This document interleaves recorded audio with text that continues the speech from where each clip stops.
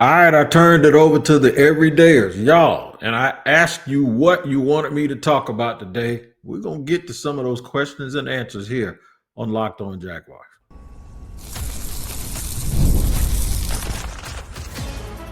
You are Locked On Jaguars, your daily Jacksonville Jaguars podcast. Part of the Locked On Podcast Network, your team every day. It is, in fact, your team every day here on Locked On Jaguars. We thank you for making us your first listen. I'm Tony Wiggins, the host of the Locked On Jaguars podcast that you can find wherever you get your podcast, whether you watch or listen. We'll be there. So just make sure you tap in so you do not miss an episode. You can slide over to Amazon Music also and check us out there ad-free on Amazon Music. You don't want to miss no episodes, man, especially one like the one we are going to do today. That is sponsored and brought to you by FanDuel. That's right.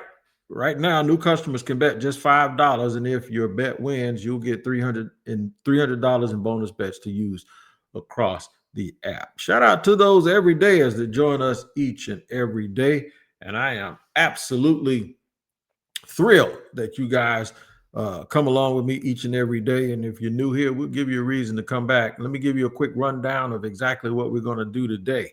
It's a Q&A. I asked people for questions. I can't get to all of them individually, but I kind of encapsulated them all and I hope that's the right word, by the way, encapsulated. But I put them all in sort of this mixed bag, and I pulled out some that I thought where I could extract exactly what you guys were asking and could give you the answer. So at the end of the show, final word on Trevor Lawrence. Y'all, everybody got up in a tizzy. This is the only place that you can say something and be accused of saying something that you didn't say. But that's fine. I understand it. I'm not mad at any fans for having passion, especially the Jaguar fans. Y'all know that. We'll get to the ins and outs of that stuff. How to run the ball more. You need to run the ball more. That's how you do it. But it's a little more nuanced and tricky than that. So we'll get into that. Also, trade possibilities for the Jacksonville Jaguars. That's where we're going to start. The Jags need some help. They went out and made a move for Colin Saunders early in the year. He's been inactive a lot. And shout out to my man, Ross Jackson from Locked On Saints, because I was very straightforward and I asked him what it was going to end up being like, and it's kind of ending up exactly. I ain't gonna tell you what he told me, but the way this has turned out is the way that he kind of expected it to. He said he's a great guy though, but you wasn't gonna get a whole bunch out of it, and we haven't. And the Jaguars still need interior defensive line help. I did not see the Greg Newsome thing coming when they moved Tyson Campbell. I just didn't do it. I didn't see it coming. I think it was more a scheme specific thing. And then it was the one game against the Chiefs, man, where it wasn't even about the plays that happened. It was about the ones that could have happened. And Tyson would have been the one. They could have won that game. Hollywood Brown catches that ball, he's still running. And it would have been all over the place, and the Jaguars would have been, a team that just blew it when the Chiefs didn't have very much hope at the end of that game. And he ended up getting up out of here. I didn't expect it. And that's what leads me to who are they going to trade for and what are they going to do?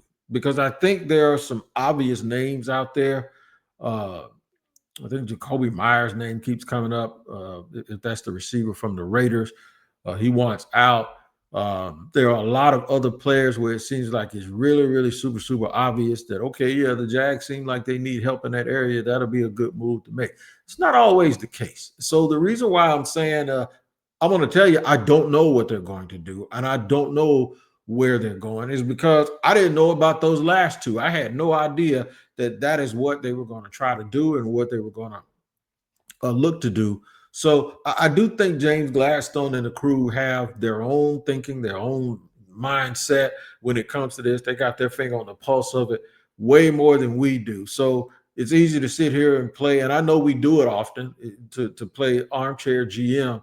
But when you're asking me seriously what they should do or who they should go out and get, when it comes to specific names, I don't know, because I know that they're all about fit. They're all about what it means for the future. And there's two things at play here. Are you trying to build a team for the rest of this season, or are you doing it the way most NFL teams do it, and that's like a dynasty league, sort of Like they're not going to mortgage their future. If they get a guy in, it should be a guy that they want. Because if you only get a guy who's a rental, then if he works out, you either got to pay him a whole bunch of money to keep him, or you're going to have to go find another person who has a similar skill set. So is it about patching this thing up quickly, or is it about making moves that are actually going to help you in the future? I can tell you one area where you can pretty much forget about them getting any help unless they trade for, like last week, I suggested Trent Richardson. I did it again. Trent Williams, because I thought the San Francisco 49ers were going nowhere because they had all of those injuries. Well, every time I say that, they win, and they've won a couple of games in a row now. So they're not going to mortgage or swap a whole bunch of parts out. My people in Philly told me that A.J. Brown, my man Louis, A.J. Brown ain't going nowhere. It'll be a disaster for them to trade him.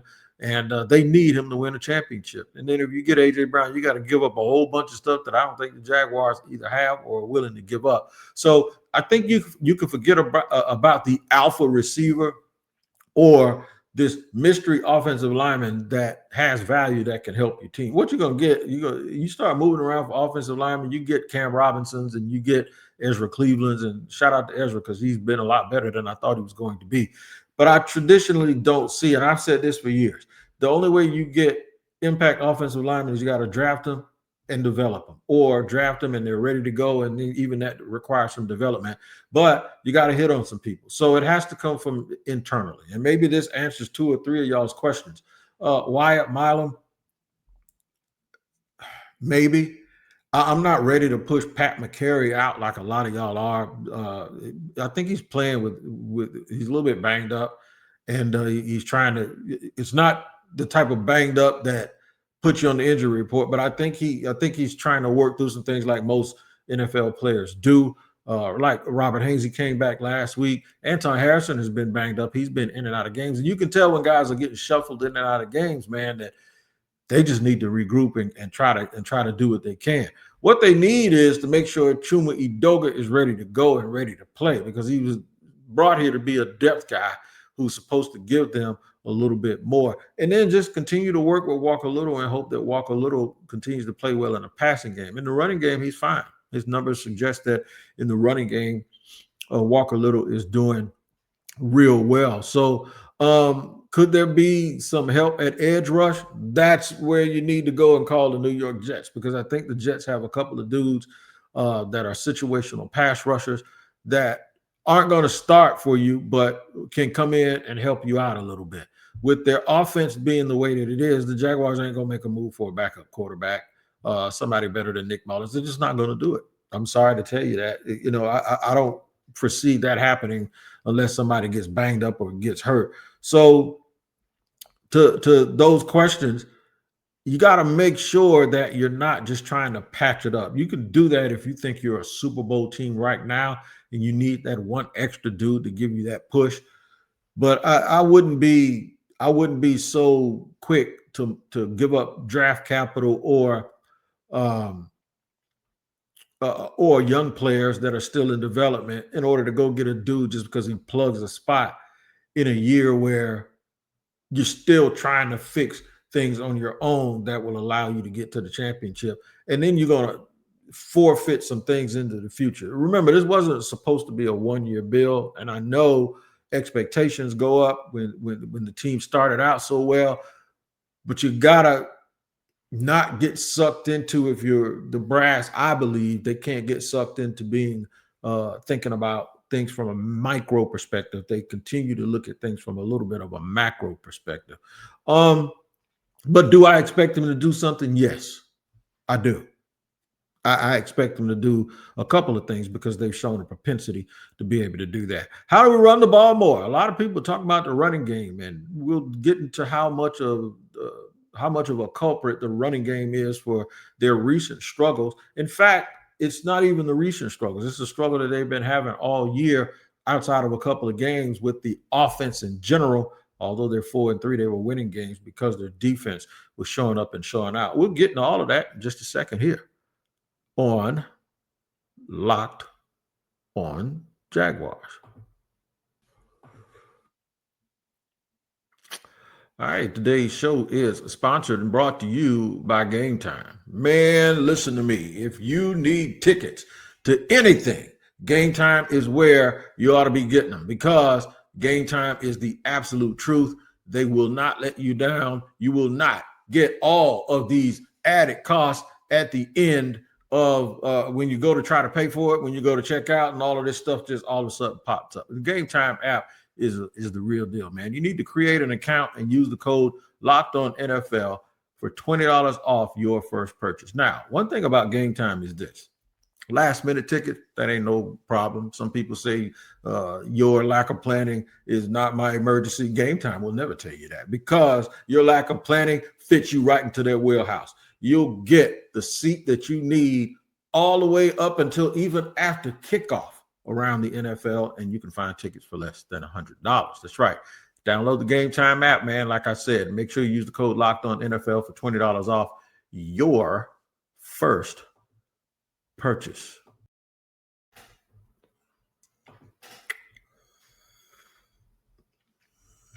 Moving and grooving here on Locked On Jaguars, where it is your team every day. Running through a little bit of a mailbag today. Normally my shows, of course, is a monologue unless I have a guest or we're doing a crossover.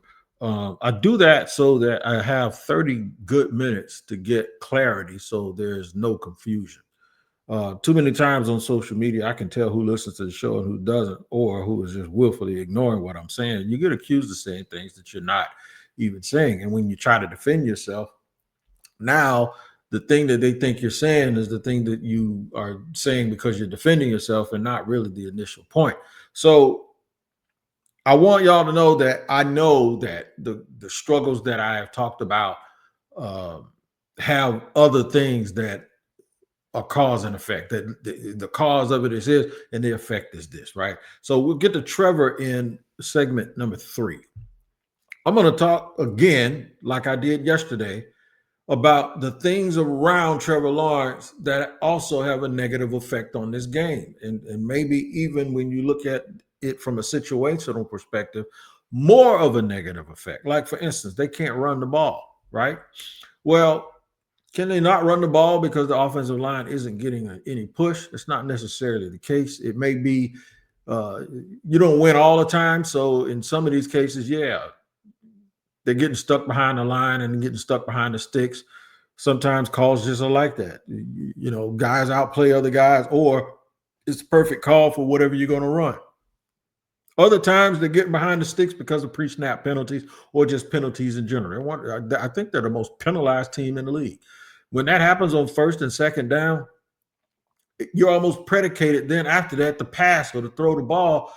What good is running the ball on 1st and 20 and now it's 2nd and 18, right? If you run, you're supposed to be able to run in that situation, kind of catch them by surprise a little bit and get 6 yards. Now you're in 2nd and 14. And then if you get 5 or 6 after that, well, now you're in 3rd and manageable, 3rd and 7, 3rd and 8. And that's what you can deal with, right? But once you get behind the sticks at 1st and 20 because of a holding penalty, or 1st and 15, or in some cases, 1st and 15 and then a holding penalty, and now it's from the spot of the foul is like 1st and 2nd and 23 or something. They have been getting themselves into that situation so much.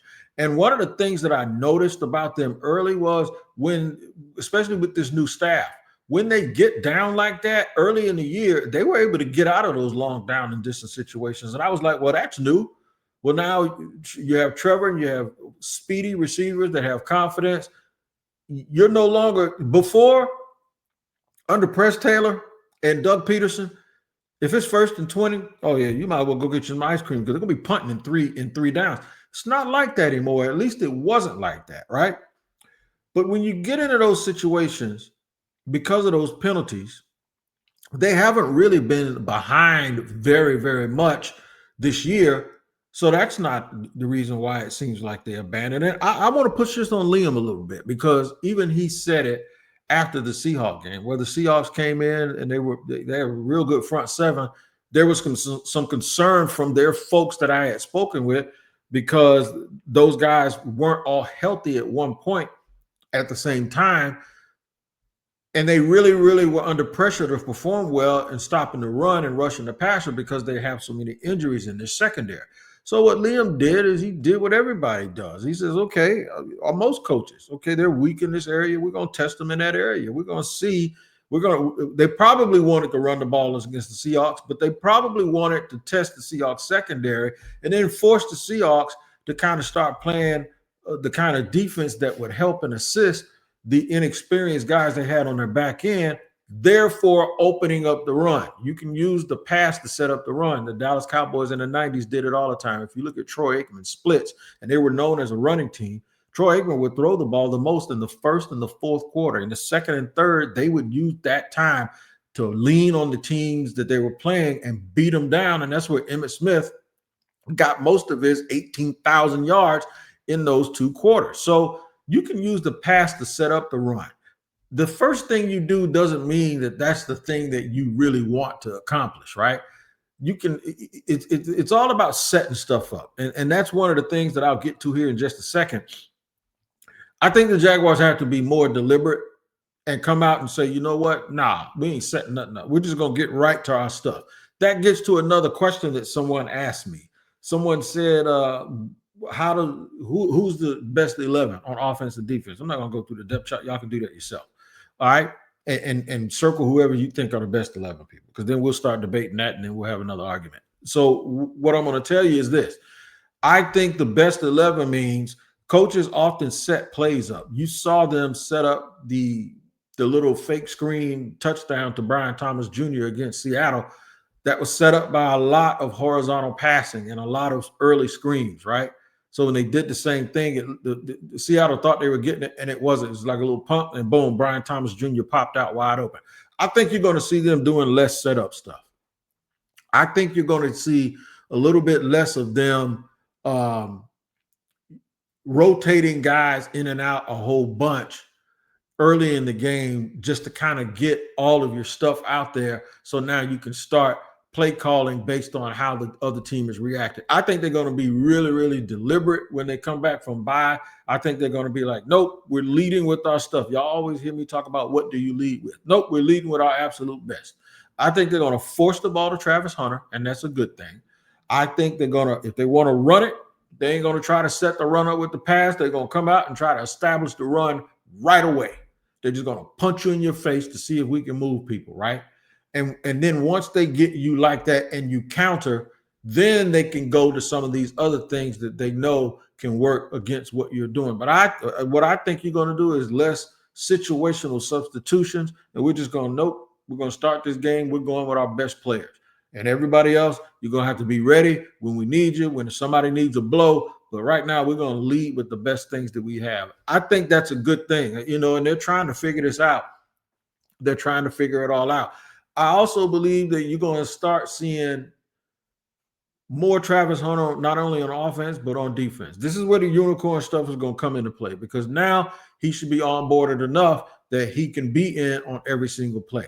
I hope, and this is something that I said last week, I really hope we get away from the situations where you see Travis Hunter on the sideline in critical situations on defense. The defense makes a stop, and then you go to offense, and he's still on the sideline. They got to figure out a way to run whatever they need to run that he knows. Well, you need to run that while he's in the game, or use this bye week to really, really get him caught up on whatever he has to do. They've admitted in the past that they didn't know what it was going to look like, and then they even admitted before where, okay, he was spending too much time over here. We need to push him over here a little bit, and we're kind of learning our lesson because he's a little bit behind.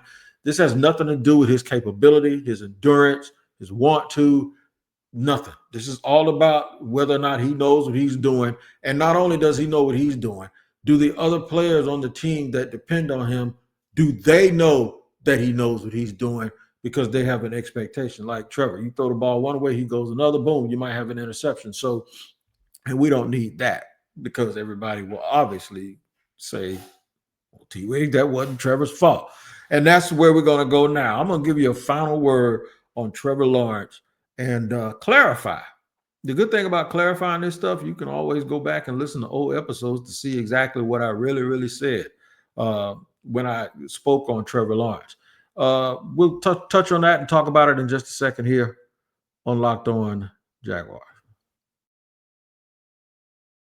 I'm Cody Rourke from Locked On Broncos, and this episode is brought to you by Peloton. Peloton is shaping the future of fitness with the brand new Peloton Cross-Training Tread Plus, powered by Peloton IQ. This is Peloton's most advanced equipment yet, giving you real-time guidance and endless ways to move, whether you're running, lifting, or you're cross-training with your favorite instructors like Alex Toussaint. It's training reimagined to make your workout more personal. Peloton is built for breakthroughs with features that help you plan, stay motivated, and hit peak performance. You can let yourself run, lift, flex, and go while Peloton handles all the rest. Plus, Peloton IQ provides real-time strength coaching, tracking your progress and suggesting weights that challenge you so you can get stronger. Plus, the new movement tracking camera, it counts your reps and corrects your form in real time, making sure every rep is safer and smarter. So let yourself run, lift, flex, push, and go. Explore the new Peloton Cross-Training Tread Plus at onepeloton.com. All right, today's show is also sponsored and brought to you by our friends over at FanDuel. The NFL season is here, and FanDuel has an offer you don't want to miss, man. Right now, new customers can bet just $5 and get $300 in bonus bets if you win. That's right. Pick a bet, put down $5, and if it hits, you can unlock $300 in bonus bets to use across the app. It makes watching football even more exciting when you have a little something riding on the action. Whether you're a casual fan or that love diving into the stats, FanDuel makes the game day experience so much better. So what are you waiting for? Visit FanDuel.com to download the FanDuel app today and get yourself started, man, and start winning you some of that money.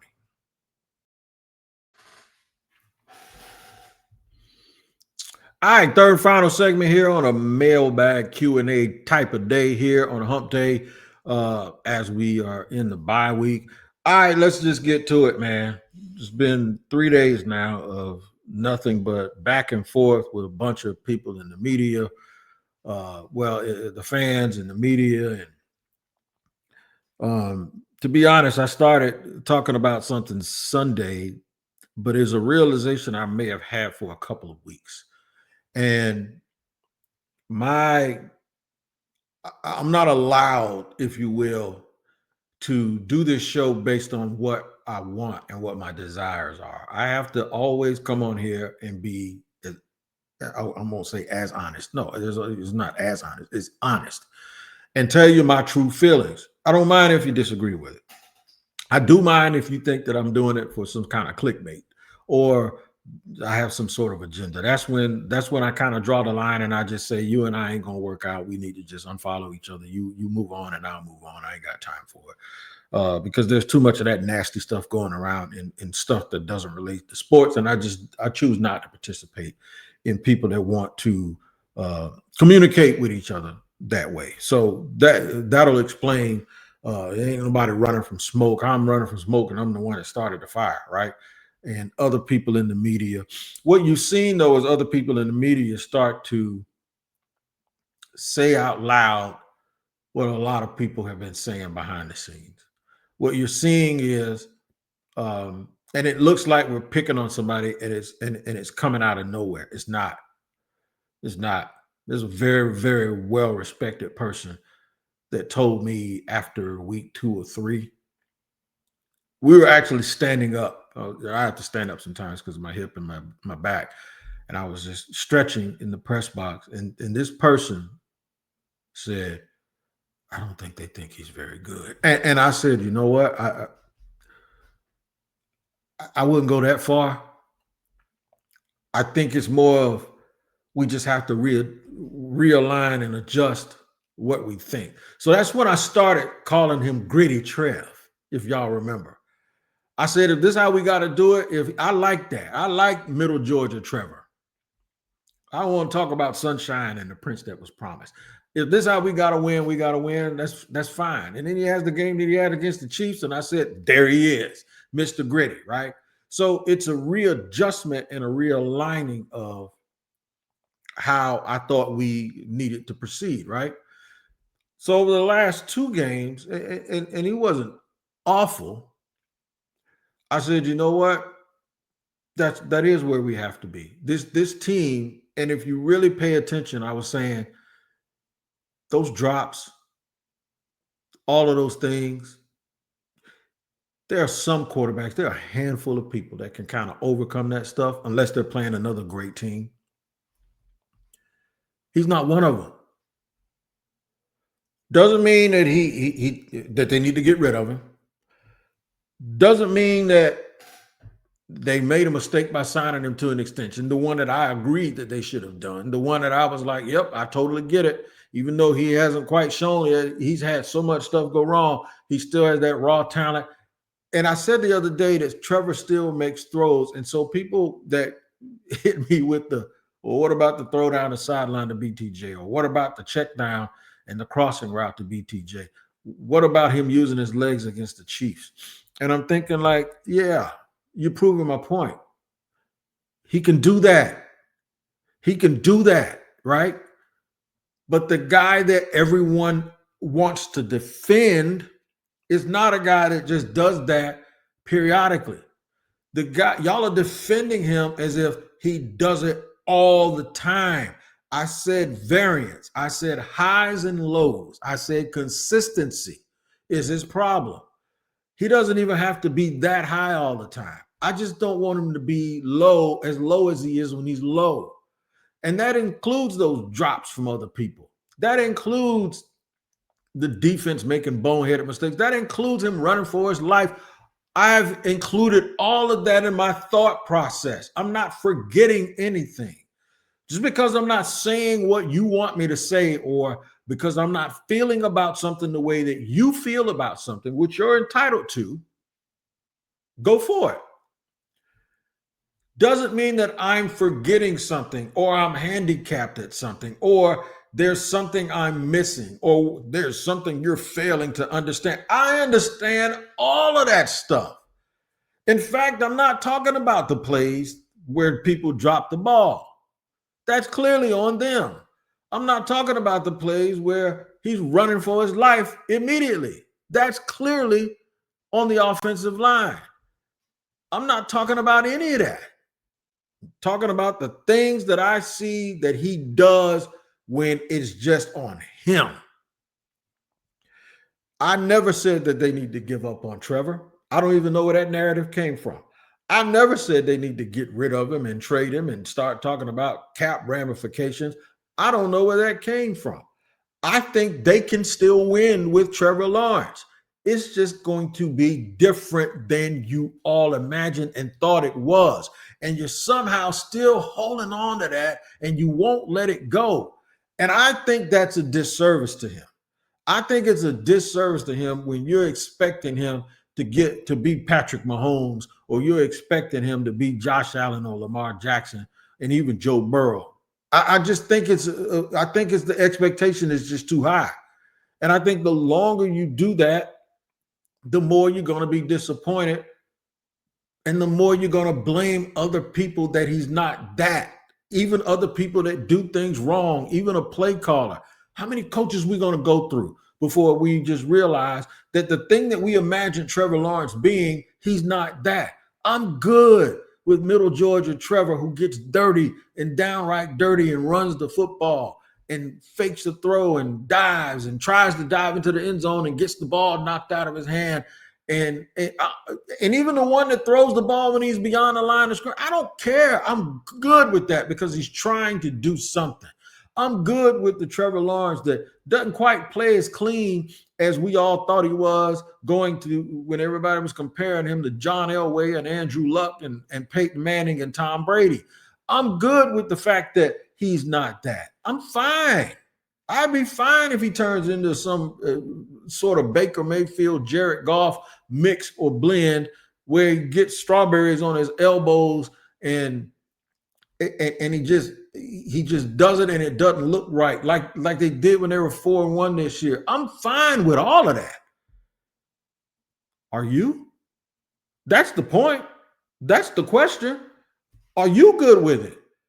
I never said that they couldn't win with it. I just said it wasn't going to look like how it's been looking, and that the mistakes that they were making was going to doom this team because he's not the type of dude, and there are very few that are. That you can make those mistakes and he'll be like, don't worry, I got you.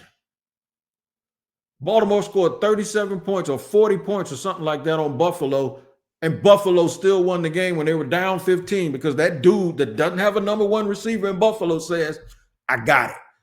All I'm saying is, if you think he's that, I can't help you. That's not what he is. That isn't what he is. Can he get help by the coaching staff? Can he get help by those guys dropping the balls? Can he get? Yes. But in order, if all of those things go away, the Jaguars are a super competitive team. But in order to win it, Trevor Lawrence has to be more consistent. Doesn't mean he has to be that Brian Thomas Jr. throw, the throw that he made the other day to Travis Hunter. He don't have to do that all the time. He just can't do the misses all the time as often as he's doing now. That's all I was trying to tell you. That everybody got all up in their feelings. And it ain't about Trevor versus Travis. Nah, but you don't want me to get started with what those Colorado fans are saying about why Travis isn't getting the ball. And I have to fight them off and tell them it ain't what you think. They ain't doing him disservice. Oh, they blaming number 16, some of them. And you don't want me to also tell some of those people what people that support Travis Hunter or that support Trevor Lawrence is saying. You know what they're saying? We suck at receiver and ain't none of our receivers good. See, I sit back and I let all of these folks chirp, and then they all come turn in on you when really they're saying things against each other that aren't even true. Travis doesn't suck. Brian Thomas Jr. is just having a bad year and he needs to fix it and figure it out. And I don't know what the hell's wrong with him, but he needs to figure it out. Travis Hunter doesn't suck. I mean, Trevor doesn't suck. You just ain't the next coming of John Elway, and I'm fine with it. My question is, if you're a Jaguar fan, are you fine with it? Make sure you tap in, Locked On Jaguars. Crossover Thursdays tomorrow. We obviously won't have a crossover. We'll still have a show because we don't have a game. And make sure you tap into Locked On NFL twice a day. I'll be on the second edition every day at about 2 o'clock on the barbershop, where we use the help of local experts from around the National Football League to guide us and keep our pulse on all of the things that are happening. Make sure you check out Locked On NFL twice a day. Thank y'all, man. I appreciate it. Thank you for the questions. Hope I gave you some answers. We'll see you next time here on Locked On Jaguars.